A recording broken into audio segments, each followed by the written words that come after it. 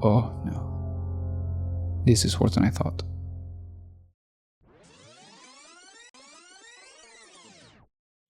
Hi everyone, welcome to Rescuing Watches. Today we have a watch that I've been wanting to restore for a very long time. This is an early Tudor Prince Oysterdate from the 1960s, back when Tudor and Rolex shared the famous oyster case. That's why you can see a very faint oyster case Rolex Geneva engraving on the back. We have the serial number in between the very dirty locks dating back to 1966 and the Rolex crown with the famous coronet. This watch here came from Australia, which turns out has been one of the main markets for Tudor since the 1930s. We have some deep scratches on the crystal and also some dirt or rust coming out of the bezel. Now, surprisingly, the watch is working, so we'll put it on the time grapher to check if it keeps time. The pendant tube seems to be worn out, which is one of the major causes of water ingress in these types of cases, and by the looks of it, that's also our case. So let's wind it and see what we got.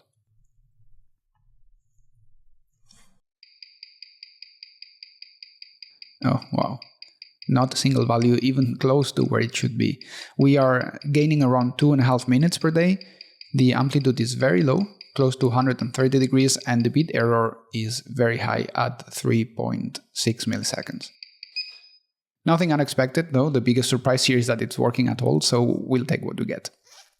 If you're new to the channel, welcome and thank you for tuning in. What we do here is take these beautiful vintage watches that have been left behind.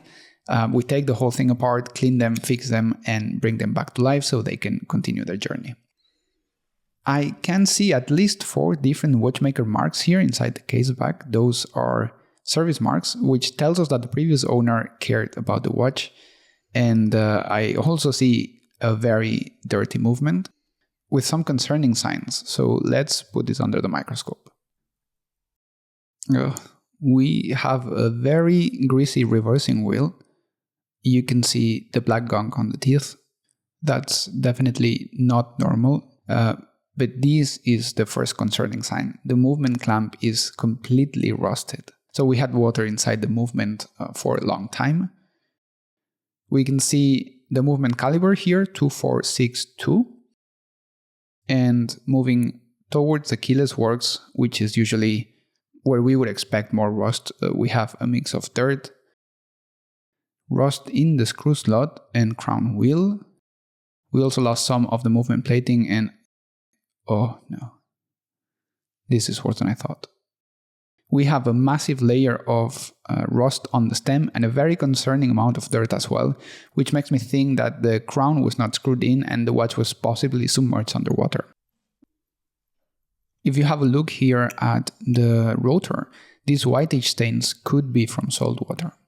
But let's start by removing the automatic mechanism and assess the damage. Okay, nice, that's a relief. No signs of rust underneath the rotor. This looks like a very well-designed automatic mechanism. You can tell by how few parts we have. This is the screw that holds the rotor in place. Beautiful sunburst finish, and you can see 25 rubies Swiss made written on it. The reason you almost always see the number of jewels engraved on watch movements is because, in general, the more jewels a movement has, the more complex and accurate it is. So basically it's a sign of quality. It used to be advertised a lot by manufacturers as a marketing tool, but not so much anymore. Now it's quite standard for modern self-winding watches to have at least 25 to 27 jewels.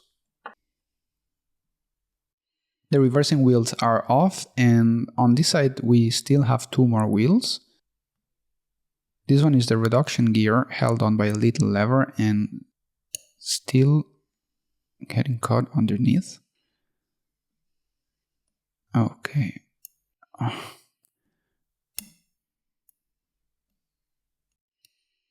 There we go. And this one is the driving gear for the ratchet wheel. And this is pretty much all the self-winding mechanism, a rotor, 4 wheels and a bridge. Back to the watch. I can see a bit of perlage on the lower part of the main plate. Perlage is one of the finishing techniques that watchmakers use on movements.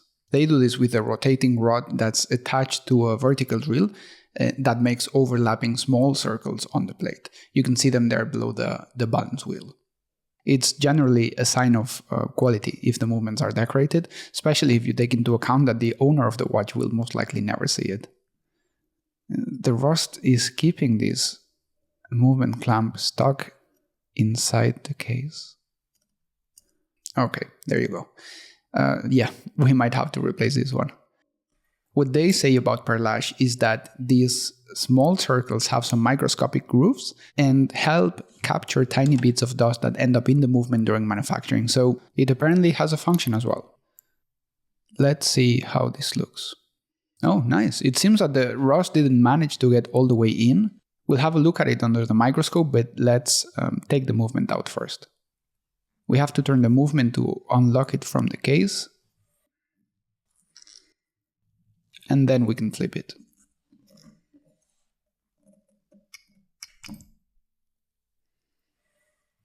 Check this out. How cool is this?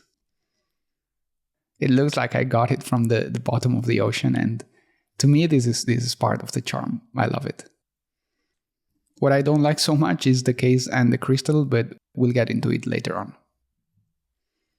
It would be a bit of a stretch to call this patina, in my opinion, just because all these spots and stains are from the moisture that has been around it for years, likely damaging the varnish, and I see patina as mostly caused by UV light, which is a bit more gentle, but there's an argument to be made. With these types of watches, it's just a matter of taste. There are people that would send this for restoration immediately, but I think there's nothing better than a vintage watch with character and a bit of uniqueness to it, as long as it's clean and working well, of course. What I would personally avoid are dials where the text is not legible anymore, or when you can see that someone attempted to clean it before, but this is absolutely stunning. It's got some brown shades, and the contrast with the black text, which is surprisingly well preserved, looks amazing. What I find very interesting in this particular case is that we found so many watchmaker marks on the case back. We have to play detective a bit, but considering people don't usually bring their watches for service, the owner must have loved the watch and took good care of it until something happened. Maybe the watch broke before he passed away and then got forgotten in the back of a drawer. But with all those scratches on the crystal, I wouldn't be surprised if this got lost at the beach or at the bottom of a lake for years and someone fished it out of the water. Unfortunately, we will never know. We just store the dial in a special box that holds it from the center so it doesn't get any accidental scratch, and now we can start with the disassembly. I would normally pull out the cannon pinion now to free the second wheel on the other side, but this one seems to be attached to the wheel underneath, so let's leave it on for now and start by removing the balance. The balance wheel has a very delicate coil attached to it that's called a hairspring. You can see it has a bit of a blue shade. I'm guessing this one is made out of carbon steel and has gone through a bluing process. And that needs to be put aside and protected before we continue. Perfect. The balance wheel was spinning when we removed it, which means that the hairspring still has some power stored in it. The way to take that power out of the spring is to put back the stem. We lift the click with the tweezers while holding the crown and slowly let it slip in between the fingers so that the mainspring unwinds completely. If we forget to do that, as happened before, and we take out the pallet fork, all the tension is gone in a fraction of a second, and that can damage the hairspring or the train of wheels. Now back to the dial side, this bridge here secures the minute wheel and the calendar wheel in place. That's the minute wheel, the setting wheel goes out, and here on the other side we have a couple more parts from the calendar mechanism. This seems to be an intermediate wheel between the hour wheel and the date indicator driving wheel. Oh, that's actually two different parts. Okay. And now with the plastic tweezers, to make sure we don't damage the paint, we can take out the calendar wheel.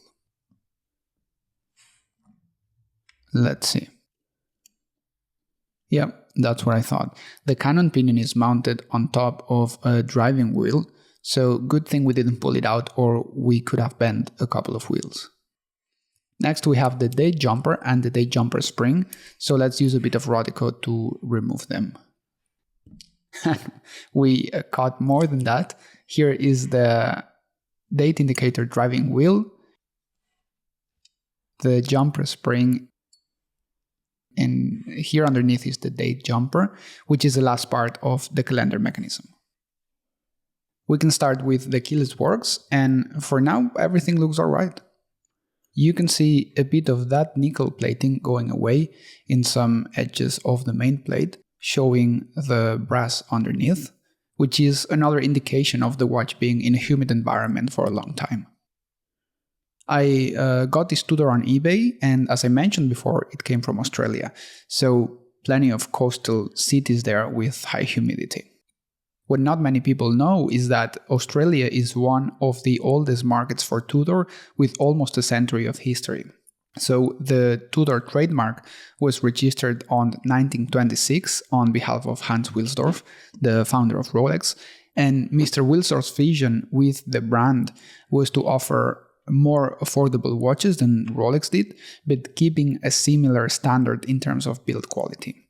So what he did to cut costs is taking off-the-shelf movements, meaning manufactured by other companies like ETA or AS Shield, as many other companies did, and then paired them with Rolex cases and bracelets.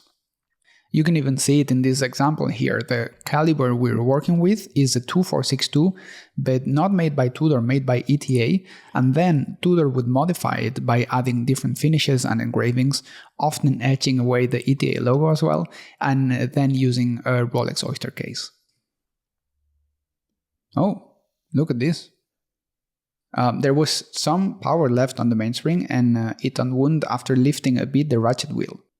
Even after removing the pallet fork, the wheels were still stuck, and this is likely due to dry oil residue in the pivots, preventing the wheels from spinning freely. The crown wheel is surprisingly thick and hollow in the middle, and the screw goes into this little part here that can freely move inside the rectangular slot of the barrel bridge. So let's take out the click and then we can see how that works underneath. On this side of the main plate, you can see a bit more of the nickel plating that has come off. This will not... there it is. We lost the click spring for a second. I was saying the loss of the plating will not affect the functioning of the watch. It's more of an aesthetic issue, so we won't be replating anything. But we have to be gentle during the cleaning to preserve it as much as possible. There you go. Here is the train of wheels bridge, and now we can start removing and inspecting the wheels.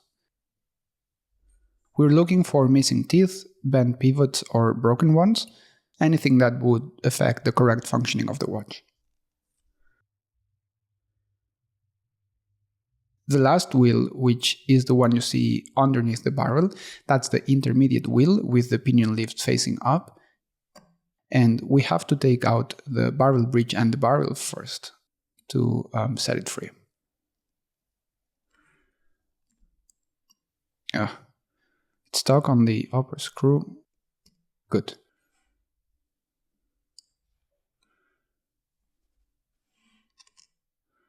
And this part is the one we had connected to the crown wheel so that it can move even after being screwed in. A very dirty barrel, and now the intermediate wheel is out. Let's not forget the setting lever screw, but that's pretty much it.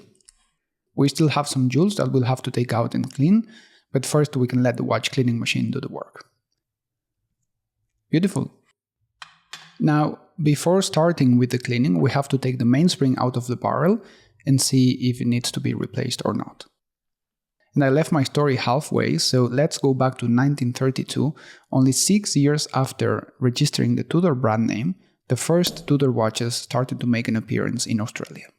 These watches were retailed through Willis & Sons, which was a renowned manufacturer and importer of gold jewelry. And keep in mind that Even though Australia was not the center of watchmaking in the 1930s, their jewelry economy boomed after the gold rush, so Wills & Sons was distributing these early Tudors through the best jewelry shops around the country, and that contributed a lot to the brand's early success.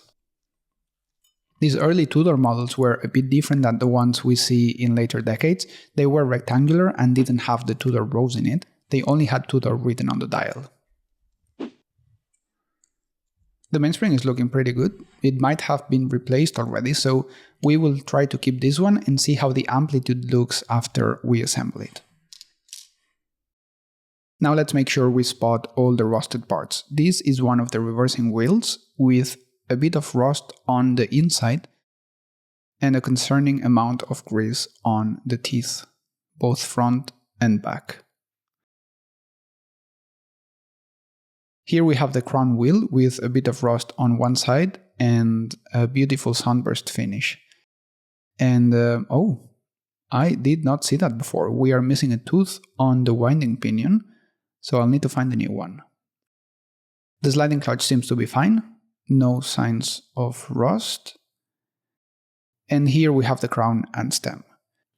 The good news are that the rust stopped a bit after the screw thread, so that's why we found little rust inside the movement. And the bad news are that the thread itself is completely rusted, to the point that it's not superficial rust anymore, and it might have eaten part of the metal, but we won't know until we clean it up. We can finally put everything into the cleaning baskets. We wouldn't need so many of them, but it makes it easier to keep things organized and not misplace screws afterwards. This is a rust remover liquid. It's called Evaporust, but there are plenty of other brands. So we just have to submerge the parts where we found some rust. We will keep them in here overnight and check how they look tomorrow. Okay, it's been almost 24 hours in the end. I let them soak a bit more just to make sure all the rust is gone. And even the stem looks much better. I have here a small jar with distilled water to wash off the rust remover, but if you do this after cleaning the rest of the watch, you want to dip the parts in isopropyl alcohol after the water, just to make sure that all the moisture goes away. Otherwise, leaving a bit of moisture inside the movement for a long time, well, you already saw what it can do. For us, it's not a problem because this will go now directly into the watch cleaning machine. We put the movement clamps in, and oh, I forgot that the winding pinion was broken, so that one anyway needs to get replaced. Let's have a look at the case. The dirt here on the outside shouldn't be difficult to remove. What worries me a bit is the pendant tube, and also here in between the bezel and the case, there's either a lot of dirt or a lot of rust, or both. But the best part is that I get to use this new tool for the first time.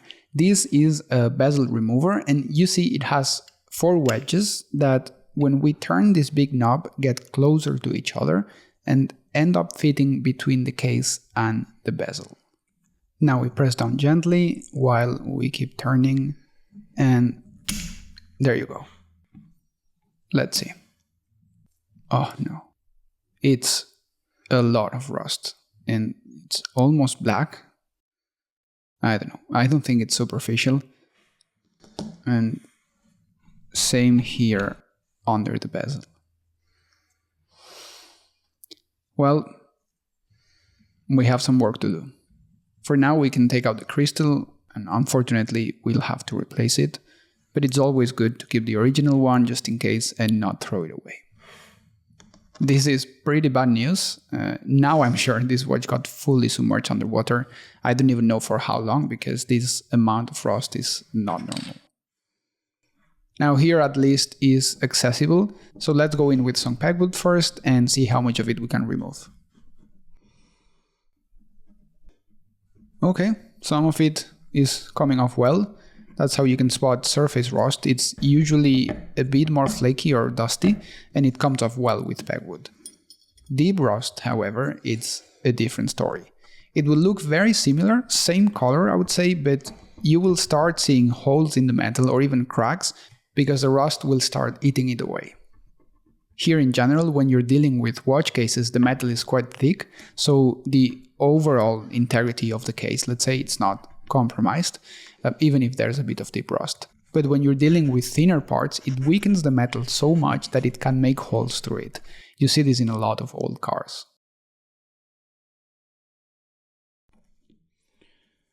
Let's see what we have. Okay, way better than before, especially considering how it looked, but there are areas where you can see some stains on the metal. And here as well. These are where the rust started etching the steel. No signs of rust in the caseback, fortunately. Let's take out the rubber gasket, and what we're going to do is to put these three in the ultrasonic bath. Well, I said no rust, and it seems that we still have a little, but anyway, we're going to put this in the ultrasonic bath for a long time and see if we can get rid of everything without using the rust remover. Otherwise, we'll have to wait overnight again.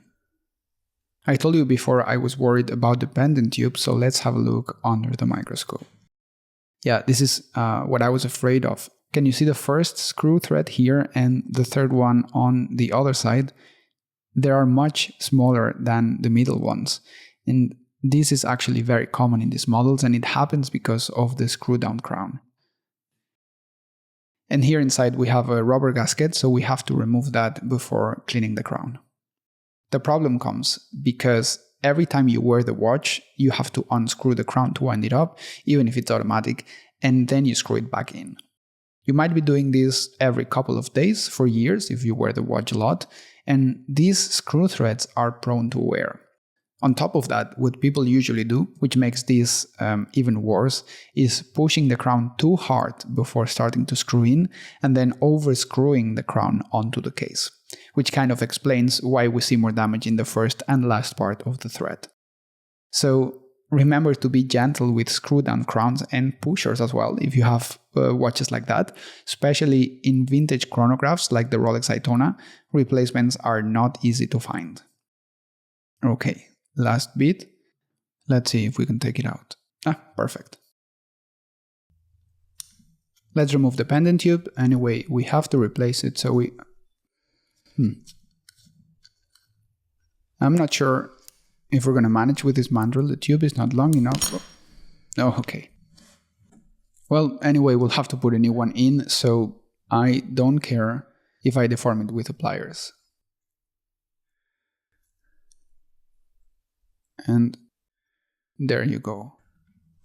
Pendant tube is out of the case, and you can see why the pliers are not the ideal tool for this, but we'll use something different to put the new one in. And now we can finally go ahead and clean the whole thing. The basket goes inside the cleaning solution for around 5 minutes to get those old oils dissolved.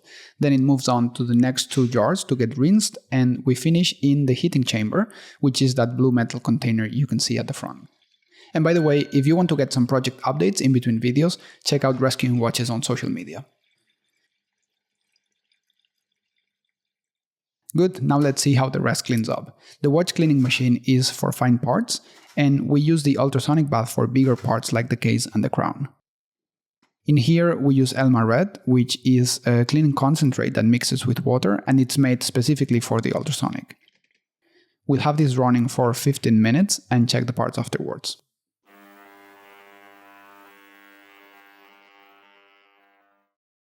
Here we have the case after the ultrasonic cleaning, and you can see what deep rust does to metal. It will slowly etch the surface until there's nothing left. We still have a tiny bit of rust left, so I will submerge this into the rust remover, there's no other way, and in the meantime we can start the assembly.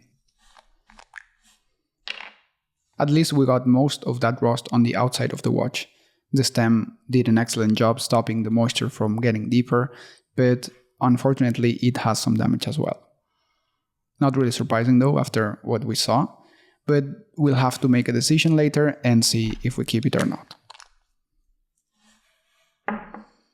We just put some braking grease on the inner walls of the barrel so that the bridle, which is the end of the mainspring, can freely spin against those walls without creating any metal shavings. And here we have another grease. This one is a bit lighter, and we just apply a thin film directly onto the mainspring. The easiest way to do this is with the fingers. There are also specialized tweezers to do that, but with 5 pairs I thought I already have enough tweezers. And that's all the lubrication we need for now. Next step is to fit it into the barrel itself, and for that we have the mainspring winder, as you know, another must-have in the watch repairer toolkit. These ones you can find sometimes on eBay. They tend to last way longer than any watchmaker, so they pop up now and then. The idea is that this handle has a tiny hook that goes inserted into an opening on the inner coil of the mainspring.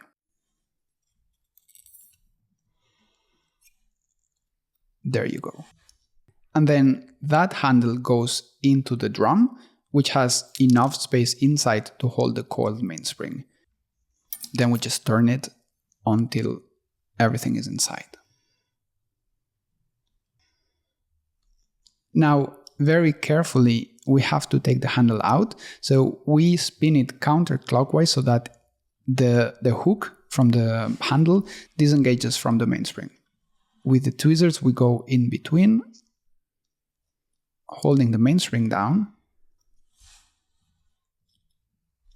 And there you go. Beautiful. Cleaned and coiled up, and now back in place.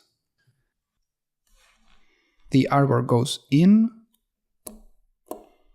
Barrel arbors are made of carbon steel. You can see that watch movements are made with different metals. For instance, the barrel and the wheels are made out of brass, and the arbor, the pivots, and early mainsprings are made out of carbon steel. This is because different metals have different mechanical properties. So for instance, brass is easier to machine and it doesn't need lubrication if you have 2 brass parts in contact with each other, for example, when the teeth of 2 wheels engage. And the advantage of carbon steel is that it's still easier to machine compared to stainless steel, and it allows for heat treating. So you can harden and temper it to increase the strength, which you can't really do with stainless steel. These days, mainsprings are not made out of carbon steel anymore. They're made out of alloys with higher elastic limit, so they don't become tired with time, as they say, which means that they end up losing its original shape. The barrel goes back in place, and next we have this little piece, which turns out it's called the crown wheel rocker and helps the crown wheel engage with the ratchet wheel and reduce wear and tear. On top of that, we have the barrel bridge, securing these two in place. I feel that the watch cleaning machine inevitably removed a tiny bit more of the nickel plating on the main plate. Not too much though, but I wonder if at some point it needs to be replated. In general, ETA calibers are very high quality movements. That's why Rolex chose them for Tudor, and still to this day many brands use them. They're in fact the largest manufacturer of Swiss movements, owned now by the Swatch Group. And just so you see how influential the company is, in the early 2000s they announced that they were only going to provide movements to the brands within the Swatch Group. And after that, so many competitors complained, saying that this was going to put them out of business and it was going to have such a large impact on the industry that the Swiss Competition Commission had to jump in, and they actually ordered ETA to keep supplying these parts to everyone. We have to be careful here. We don't want to bend any pivot. You can see that if we try to turn the barrel, it seems blocked, which means that one or more pivots are not in place.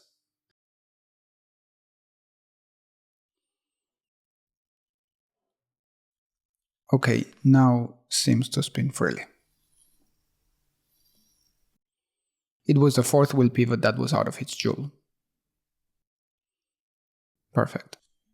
Then, with their ETA movements and the redesign of the Tudor logo, the brand leveraged the distribution network from Rolex and got more and more traction globally after the Second World War.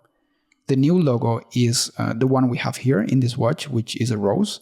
And actually, the early ones had the rose within a shield.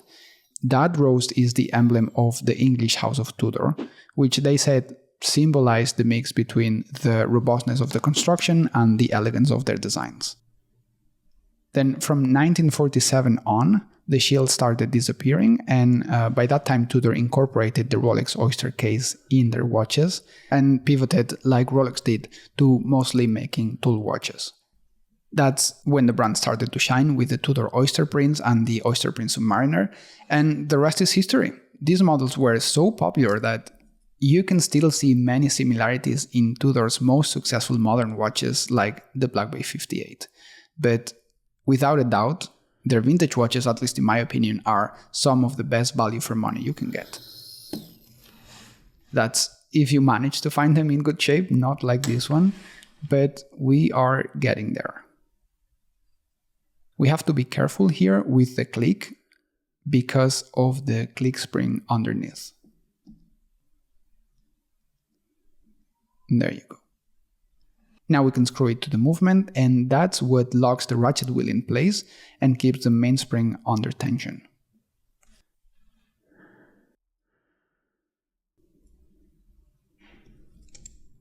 Let's go ahead with the dial side. The first thing here is cleaning the jewels for the escape wheel. We have an end piece.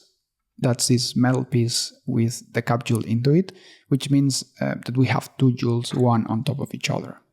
You won't see this in every watch. There are plenty of movements from the 60s that have one single jewel, but consider that the escape wheel has one of the smaller pivots. So this helps a lot in case you drop the watch to protect that pivot so it doesn't break as easily. A bit of oil in the lower jewel, and then we can screw the end piece with the upper jewel back in place. Good.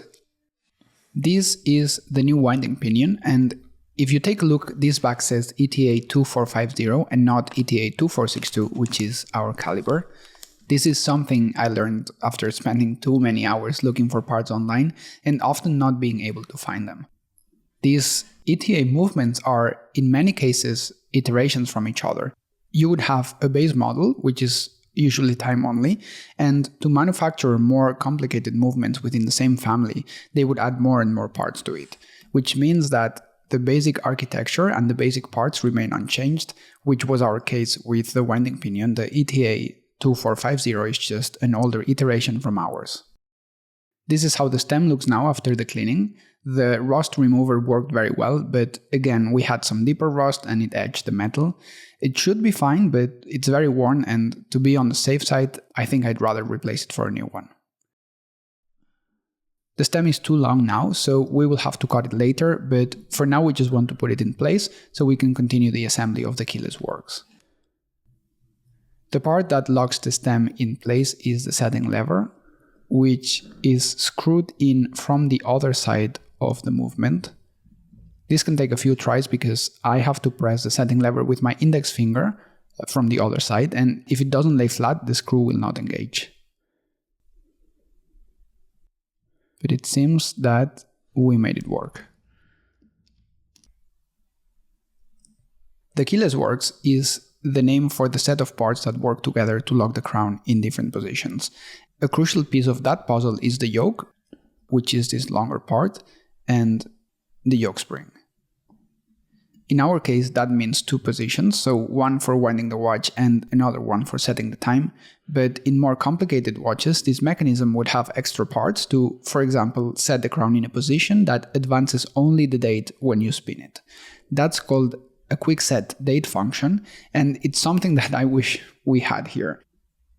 This was introduced first by Omega in the late 50s, and it was a huge deal in watchmaking, but of course they patented the mechanism so other brands couldn't use it, and it took Rolex and Tudor until 1977 to design their own way of implementing a quick set function for the date.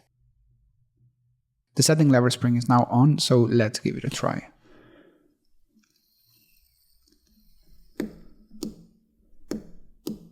Perfect. And we're missing the setting wheel. Good. Now we can start with the motion works, so the set of parts that allow us to set the time. We oil the pivots and the cannon pinion goes in. This is the minute wheel. And this one here with the bouncy lever is the date indicator driving wheel and already part of the calendar mechanism. These two mechanisms work together, of course, since you want the calendar to advance when the hour wheel spins around twice. The date jumper is in position, and now we have to squeeze the spring in between the ridge on the plate and the jumper itself, so that is under tension. Okay, good. The date jumper is, as the name suggests, what makes the calendar wheel jump at midnight. So now we have to push it in, maybe better from here, and slide it in.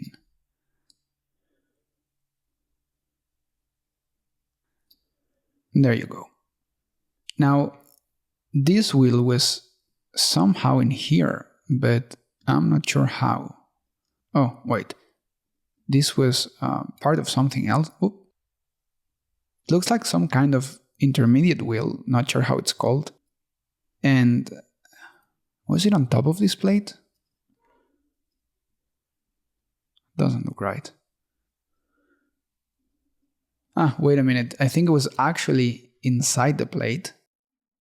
That's why we have this big opening here. The wheel goes right in the middle. So I guess the upper level engages with the hour wheel and the lower level engages with the calendar driving wheel. And it seems that it helps securing the calendar wheel as well.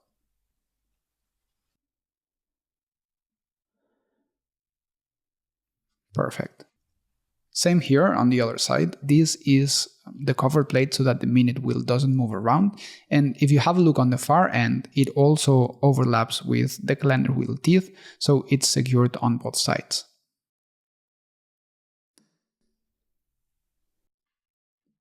Now let's see if it spins.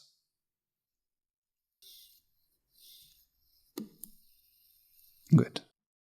The keyless works is done, the calendar mechanism is done as well, and now we finish with the escapement, which refers to the pallet fork with the pivots inside their jewels. And I like to just lay the pallet cock on top and then go under the microscope to make sure that the upper pivot is in place before I press it down. It happened before that I thought it was going through the jewel and then you hear a crack while you're screwing it, so every watch I try to fix teaches a couple of lessons, especially doing this as a hobbyist without formal watchmaking education, so it's a bit of a journey to understand not only how the parts work with each other, but also to develop the correct mindset. Being patient, calm, and giving the attention that the watch deserves, and basically making sure that we don't leave any trace of us being there. The pallet fork bounces side to side, which is a good sign, and now it's time to oil the jewels on both sides of the movement. This is what I found more difficult when learning about watch repair: the attention to detail and the patience. You have to be in the right mood to do this. You can't be in a rush or try to do things fast, or it quickly turns into a very frustrating task. You do a sloppy job, you leave dust or scratches in the movement, which I admit happens more than once, and you lose parts or break them, and suddenly you have to spend a small fortune because you weren't careful enough and the screwdriver slipped. Fortunately, none of this happened with this watch so far, and now it's time to clean that hairspring and reassemble the balance. I imagine that in watchmaking school they must teach you all of this, but for us hobbyists it's just learning from mistakes. Okay, we dry off the B-dip. It evaporates quite fast anyway, so we just need the blower for a few seconds. And let's see if this wants to run or not.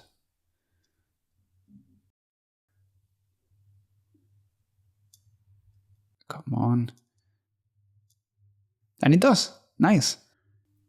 Let's secure it in place, and then before putting it on the time grapher, we have to take care of the balance joules.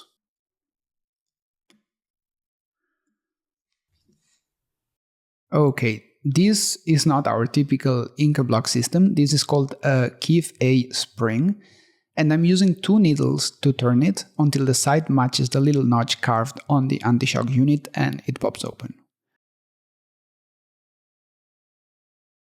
With some Rodico, we take the joules out and clean them with B-dip. These shock absorber systems are always made of 2 joules. We have this one, which is the cap joule, and the one that we oil, so just a small drop at the center.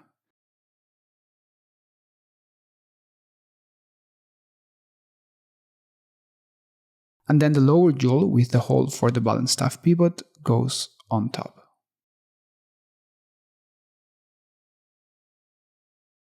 Then back in place. It's a bit harder to close these Keef springs. Oh, and we'll have some Rodico there. Let's block it first, and now we can remove that. We just turn it a tiny bit more. And we do the same thing with the lower setting. This one seems to be a bit dirtier. Let's see if we can take it out. There are many designs for these shock absorber systems, some nicer than others, but they're basically a different design on the same concept. It just depends on the brand.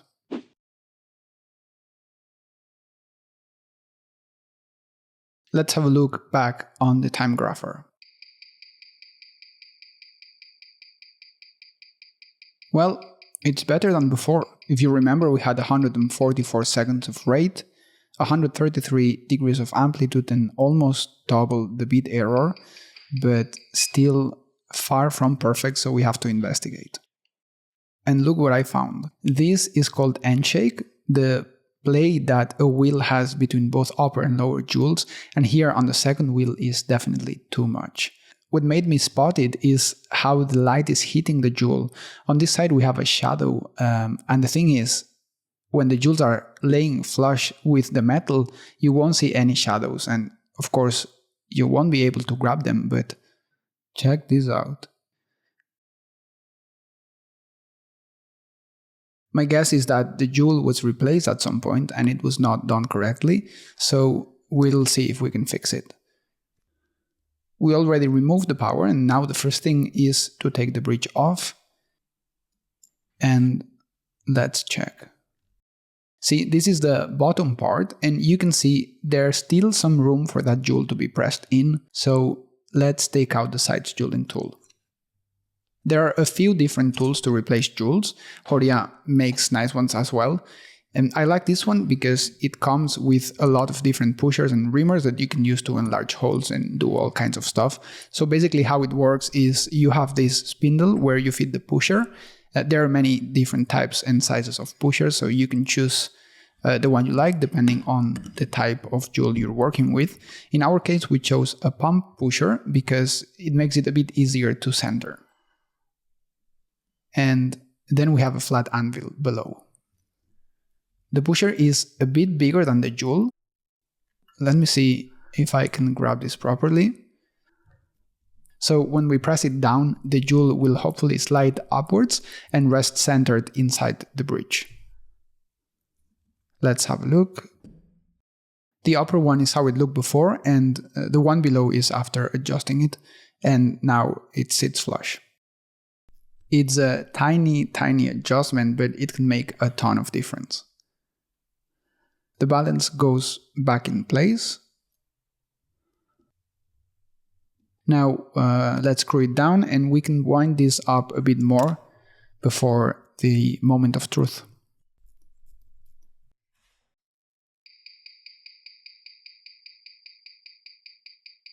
There you go, much better. Wow, this is great. We increased the amplitude 50 degrees more, which is huge. And now we're close to a decent rate. The only thing that is still bothering me a bit is the bit error at 1.5 milliseconds, and that's because the impulse jewel is not centered.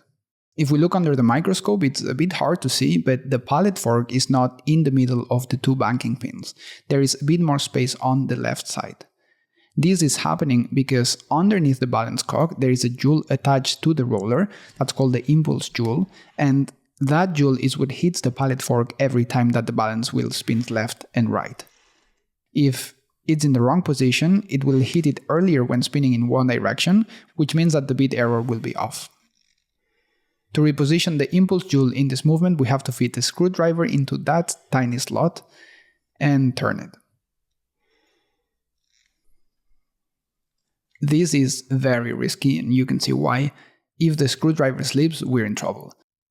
You can also disassemble the balance wheel, but I found this way to be more convenient because it usually takes a few tries. This is already after a few adjustments, so let's see. And this is exactly what we were looking for. Bit error at 0.2 milliseconds now, and even the amplitude around 300 degrees. It still needs to stabilize a bit, but 0 seconds per day on the rate, so our movement is now running almost like a brand new watch, and we can finish with the parts for the automatic mechanism. I usually would not adjust the bit error in movements with a fixed dot carrier like this one if it's below 1 degree, but 1.5 seems a bit too much, especially after all the work we did. With the adjustable carrier, this is much easier to do.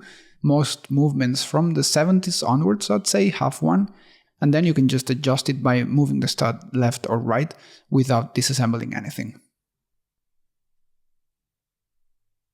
The reversing wheels, now cleaned and without that black sticky grease, go back onto the automatic device framework. That's what ETA calls this bridge. And the screw in the middle has a bit of a rim that goes in between the upper and lower wheels, just to keep them secured in place. Perfect. We will fit the automatic movement in once the watch is already inside the case. That makes things a bit easier, and for that we need to attach the rotor in advance, since this one goes screwed in from the bottom part. We can leave the movement aside for now, and let's have a look at the case. The parts came out of the derusting solution looking much better. I had them for 12 hours, so we removed the last leftovers of rust, but we still need to fit the new pendant tube. This is the one I ordered, and to install it we need a bit of thread locker. I use Loctite 243, which is specifically made for locking metal nuts and bolts, and it's a medium strength glue, which means that in case I have to replace the pendant tube again in the future, it will be easy to remove. Now, these Rolex pendant tubes have what's called an internal spline, which are some grooves carved on the inside, and they fit exactly into this tool. To apply it, we take an oiler and we can coat the smaller screw thread with some of the glue. Carefully not to go over to the wider side.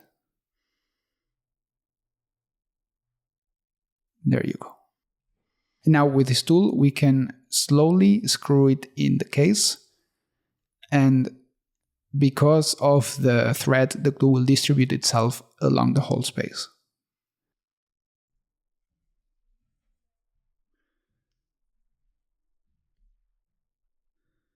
Seems to be all the way in now.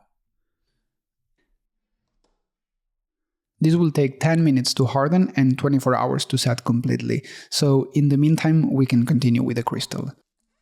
We got a new one with the same dimensions, of course, and the Cyclops as well. This is how the date magnifier window is called. This one goes pressure fitted into the case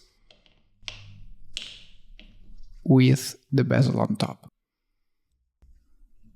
These watches are made to be waterproof, so we still need the rubber press with these special dies. They're higher than the usual ones because these are only for bezels. And what that does is just leaving some extra space for the crystal to go in. Okay. There is some soft rubber inside to protect it from scratches, so we don't need any plastic here. We place it in the middle. Let's make sure it's centered. I don't think I centered it much, but we just press it in place. The case is finally done, no signs of rust anymore, and I can't wait to see how the watch looks with the clean case and the new crystal. We will not polish anything. This case looks like it has already been polished before, unfortunately, and except for removing bumps or when working with tarnished silver, I usually prefer to leave things as they are. That's a matter of preference, I guess. I know a lot of people like to give a polish to their watches. And just so you know, back in the 60s and until very recently, Rolex policy was to polish the case when you brought a watch in for service. I've heard that they change it now and you have to tick a box if you want it polished, but especially with this dial, I think it would be a crime to have a mirror finished case. Every stain and scratch on this Tudor has a story behind, and to me it feels like I'm writing over it if I remove them. As I was saying earlier, there's nothing better for a vintage watch than knowing it was cherished by its previous owner, and it will continue this way.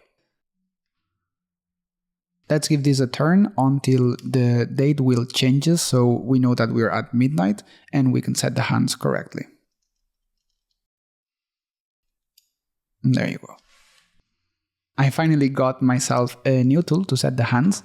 I wanted to get one for a long time, and the reason is that here the vertical axis is fixed, so we just have to place the hands in position, a bit more to the right, and then press downwards. So if my hands are a bit shaky, as you can see, I don't risk messing anything up. I'll place a minute hand a couple minutes past 12 o'clock, just to account for the time it took me since the watch is running, and let's see if this works. What I'm looking for here is that the hands don't touch the indexes and that the date changes at midnight. Let's not forget the seconds hand.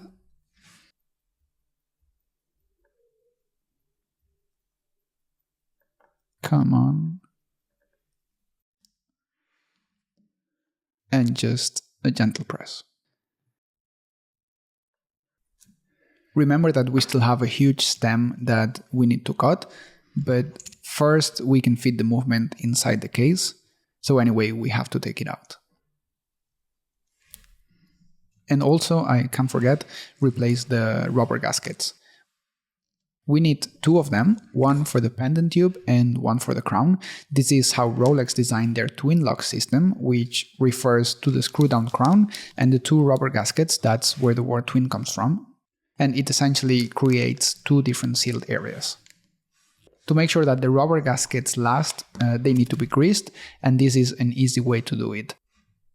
This blue foam here is covered in grease, so we just need to place the gaskets inside and turn. Now the smaller rubber gasket goes inside of the pendant tube.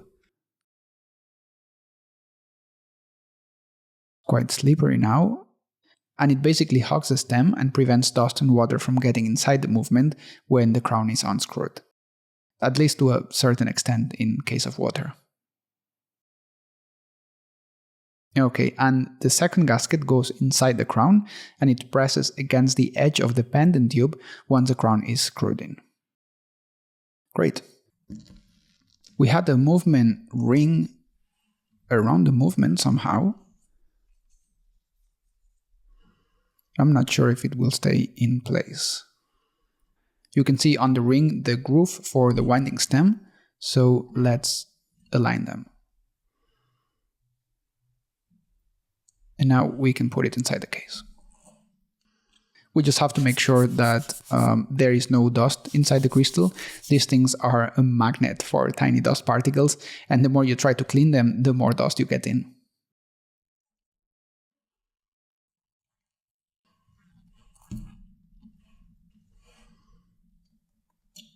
We press the movement ring to make sure it's well secured, although the movement clamps will help with that. And then we align the stem hole with the pendant tube. Maybe a bit more. And there you go. And we can go ahead with the automatic movement right on top and screw it in place.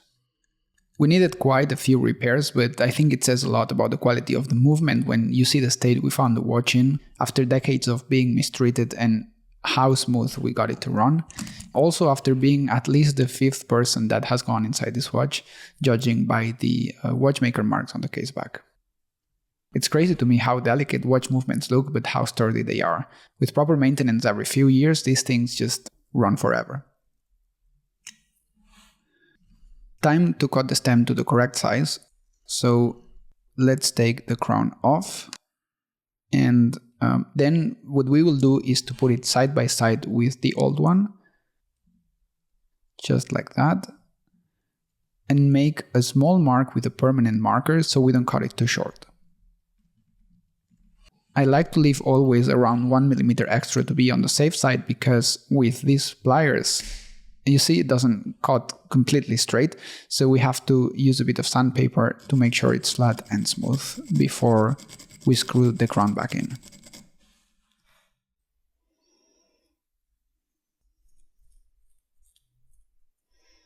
Uh-oh, I think we have a problem here.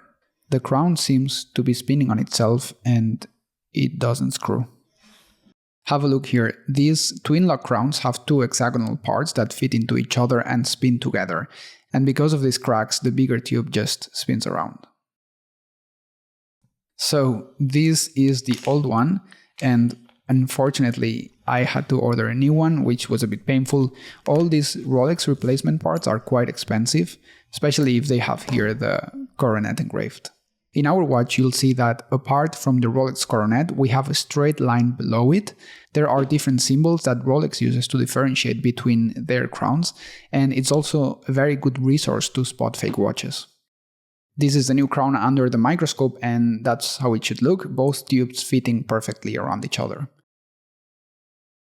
These crowns are made this way because they have to be pushed in and out, so we have 2 tubes with a tiny spring inside. We lubricate the stem, and we also need to place another rubber gasket on this crown. As I was saying before, there are a lot of Rolex and Tudor counterfeits on the market, as you probably know, so being aware of these small details like the symbols that different crowns should have can save you from basically getting scammed. Let's see if it fits. There you go, no problems here. Now we just have to secure it in place, so we tighten up a bit the setting lever screw. Quick check to see if it changes positions and if we can screw it down. Perfect. We are on the last stretch here, and that means we can close up the watch. The caseback is now rust-free, but it needs a new gasket, and like with the other ones, it needs to be greased. Inside the case, you can see the CRS initials engraved, and they stand for Charles Rodolphe Spielmann, which was the Swiss manufacturer that made the Rolex Oyster cases, but also cases for Omega, Longines, Audemars Piguet, Universal Genève, and many other brands. That's until it was bought by Rolex in 1988 in an effort to bring the entire case production in-house. These days, making a watch entirely in-house is something that many people are looking for, but it was not always the case, and as you can see in this watch, many different parts were made by external suppliers. We just installed the movement clamps to secure the movement inside the case, and now it's time to close it. These cases are closed pretty tightly, so let's use the proper tool to make sure it's completely sealed. Oyster cases were in fact the first ones with a screw-down caseback and screw-down crown, which makes them the first truly waterproof cases ever made around 100 years ago in 1926, and that was a big milestone in watchmaking. The caseback has this serrated edge that matches the die that's used to close it, although this die doesn't seem to match too well for some reason, but the rest of them don't fit. It seems to do the job though, the case is already very tight. But I'll have to have a look to see if I'm missing a size.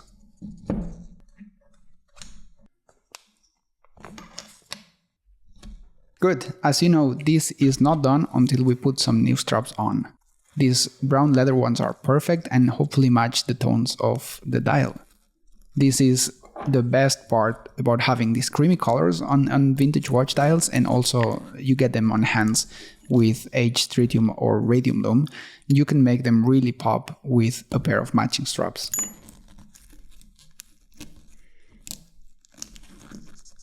Let's see. Oh, wow. Absolutely perfect. This is exactly what I love about watch repair. Getting a watch that has been forgotten for decades and bring it back to its old glory. Remember, it's never too late if you have to repair a good vintage watch, and it was certainly not for this little Tudor Prince Oysterdate. I think I'll be wearing this every day for a very long time. Thank you so much for joining me on the restoration journey. This was not an easy one, but I hope you enjoyed it as much as I did. Thank you again, and as always, see you on the next one.